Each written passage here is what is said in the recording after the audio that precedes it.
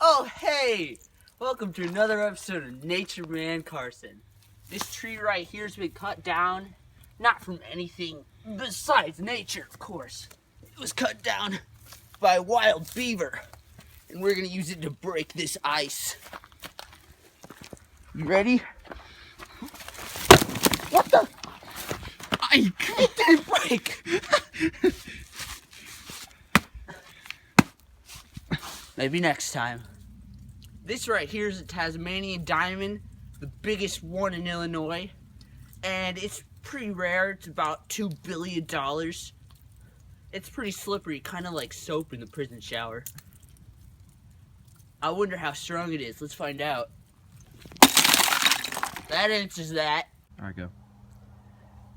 Here we are today in the African wilderness of the savannah.